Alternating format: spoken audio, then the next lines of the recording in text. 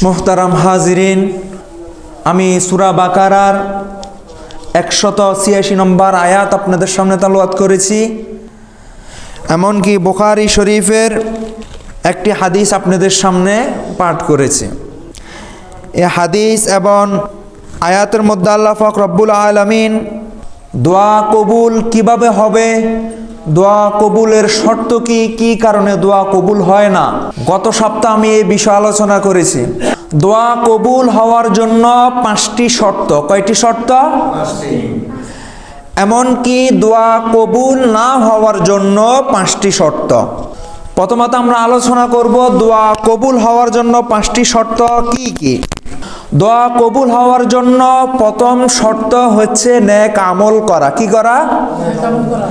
যে কোনো নেক আমল করে এরপর আল্লাহ পাক রব্বুল আলামিনের কাছে দোয়া চাওয়া। নেক আমল বলতে আপনি চাই সেটা নামাজ হোক, চাই সেটা তেলাওয়াত হোক, চাই সেটা জিকির হোক, চাই সেটা দান সদকা হোক, যে কোনো নেক আমল করে এরপর আল্লাহ পাক রব্বুল আলামিনের কাছে দোয়া চাওয়া। দোয়া কবুলের 2 নম্বর শর্ত হচ্ছে ইস্তিগফার। মন থেকে ইস্তিগফার করা। মন থেকে কিভাবে ইস্তিগফার করতে হবে গত জুমা আমি আলোচনা করেছি। মুসা আলাইহিস সালামের জামানায় এক ব্যক্তি 40 বছর যাবত গুনাহ করতেছে। মুসা আলাইহিস সালামের জামানায় বৃষ্টি হচ্ছে না, তখন 70,000 বনি ইসরাইল একত্রিত হয়ে আল্লাহ পাক রব্বুল আলামিনের কাছে দোয়া চাইতেছে। এমন অবস্থা আল্লাহ পাক রব্বুল আলামিন ওহীর মাধ্যমে জানিয়ে দিয়েছে, হে মুসা, তোমার এই 70,000 এখানের মধ্যে একজন ব্যক্তি আছে, যে ব্যক্তি আজকে 40 বছর যাবত গুনাহ করতেছে, সে যদি এখান থেকে না সরে আমি তার গুনাহ ক্ষমা করব না। এরপর ওই ব্যক্তি আল্লাহ পাক রব্বুল আলামিনের কাছে এমন ভাবে দোয়া চাইছে, আল্লাহ পাক রব্বুল আলামিন তার দোয়া কবুল করে সাথে সাথে বৃষ্টি দিয়েছে। সুবহানাল্লাহ। এটা হচ্ছে ইস্তিগফার। মন থেকে 40 বছর যাবত গুনাহ করেছে, কিন্তু একদিন মন থেকে ইস্তিগফার করে ভালোভাবে দোয়া চাইছে, আল্লাহ পাক রব্বুল আলামিন সাথে সাথে 40 বছরের গুনাহ ক্ষমা করে দিয়েছে। আমি আপনি তো 40 বছর যাবত গুনাহ করি নাই। আমরা এখন নিজেদের থেকে বিশ্বাস হারিয়ে ফেলেছি, না আল্লাহ পাক রব্বুল আলামিন তো হয়তো আমাকে ক্ষমা করবে না। আমার গুনার পরিমাণ এমন হয়েছে, আল্লাহ পাক রব্বুল আলামিন তো আমার মতো নালায়েক কম বক্তকে আল্লাহ তাআলা ক্ষমা করবে না। এমন ধারণা আল্লাহ পাক রব্বুল আলামিনের কাছে না রাখা, বরং আপনি যে হালতে আছেন ওই অবস্থা আল্লাহ পাক রব্বুল আলামিনের কাছে দোয়া চাইতে হবে, ঠিক কি না? এটা হচ্ছে দোয়া কবুলের 2 নম্বর শর্ত। 3 নম্বর শর্ত হয়েছে ইসমে আজম। এখন আসেন ইসমে আজমটা কি? ইসমে আজমটা কি আজ পর্যন্ত কেউ সঠিকভাবে বলতে পারবে না, কিন্তু উলামায়ে কেরাম, মুহাদ্দিসিন, এভাবে বড় বড় বুজুর্গ ইকরাম বিভিন্ন ধরনের গবেষণা করে ইসমে আজম বাহির করেছেন। হাদিস শরীফের মধ্যে উল্লেখ আছে, ইসমে আজম বলতে বোঝানো হয় আযমু আসমাউল্লাহি ওয়াল হাইয়ুল কাইয়্যুম। হযরত আব্দুল্লাহ ইবনে আব্বাস রাদিয়াল্লাহু তাআলা হইতে বর্ণিত, রাসূল আকরাম সাল্লাল্লাহু আলাইহি ওয়াসাল্লাম যখন বদরের 313 জন সাহাবী নিয়ে যখন কাফেরদের সাথে মোকাবেলা করতেছেন, এমন অবস্থা আল্লাহ পাক রব্বুল আলামিনের কাছে রাসূল আকরাম সাল্লাল্লাহু আলাইহি সাল্লাম সিজদার মধ্যে পড়িয়া ইয়া হাইয়ু ইয়া কাইয়্যুম, ইয়া হাইয়ু ইয়া কাইয়্যুম বলে আল্লাহ পাক রব্বুল আলামিনের কাছে দোয়া চাইতেছে।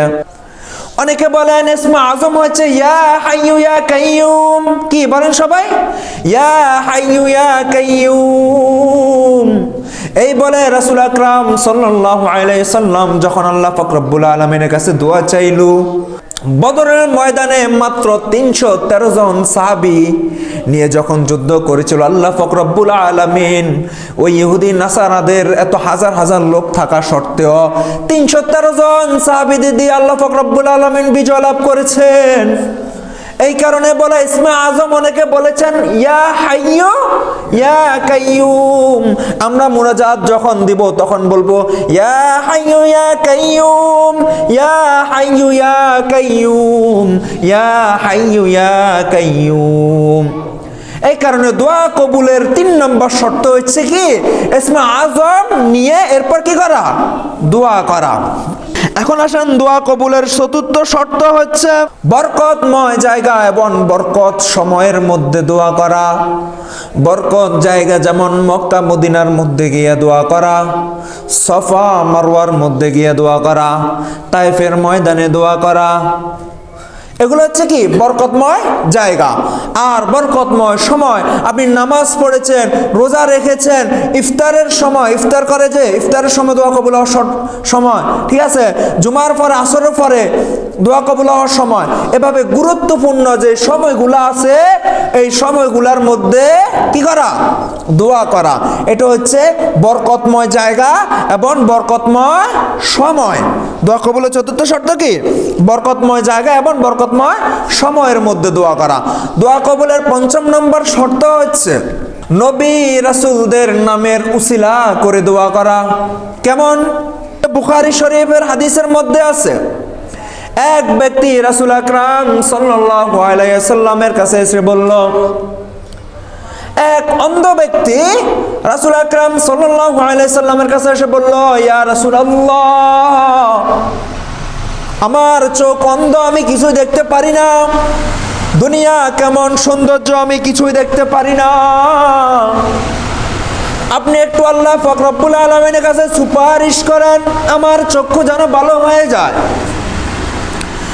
তখন রাসূল আকরাম সাল্লাল্লাহু আলাইহি সাল্লাম বলেছেন, যাও সুন্দর করে ভালোভাবে ওযু করে এসো, এরপর 2 রাকাত নামাজে দাঁড়াও। 2 রাকাত নামাজে দাঁড়িয়ে তিনি আল্লাহ পাক রব্বুল আলামিনের কাছে হাত তুলেছেন, ওগো আল্লাহ, আমি আপনার রাসূলের উম্মত, আমি আপনারই বান্দা, আমি আপনার রাসূল, আপনার প্রিয় হাবিব মুহাম্মদুর রাসূলুল্লাহ সাল্লাল্লাহু আলাইহি সাল্লামের উসিলা দিয়ে আপনার কাছে দোয়া চাচ্ছি, আমার নাম অমুক, আমার উপাধি অমুক, আমার বাপের নাম অমুক, আপনি আমার চক্ষুটা ভালো করে দেন। এই বলে যখন সে নামাজের মধ্যে হাত তুলে আল্লাহ পাক রব্বুল আলামিনের কাছে দোয়া চাইতেছে আর কান্না করতেছে, আল্লাহ পাক রব্বুল আলামিন সাথে সাথে তার চক্ষু 2টা ভালো করে দিয়েছে। রাসূলের নামের উসিলা করে দোয়া করেছে। সেম ভাবে হযরত আবু বকর রাদিয়াল্লাহু তাআলা, নাম শুনেছেন? আবু বকর রাদিয়াল্লাহু তাআলা একবার বৃষ্টি হচ্ছে না, তখন অনেক জলিল কদর সাহাবী হযরত আব্বাস রাদিয়াল্লাহু তাআলা নামের উসিলা করে আল্লাহ পাক রব্বুল আলামিনের কাছে বৃষ্টির জন্য দোয়া চাইছে। আল্লাহ পাক রব্বুল আলামিনের কাছে বলতেছে, আমি আব্বাসের নামের উসিলা করে আল্লাহ আপনার কাছে বৃষ্টি যাচ্ছে।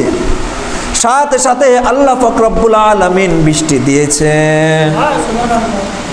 তাহলে আমরা বুঝেছি কি নামের উসিলা করে যদি দোয়া করা হয় আল্লাহ পাক রব্বুল আলামিন দোয়া কি করেন, কবুল করেন।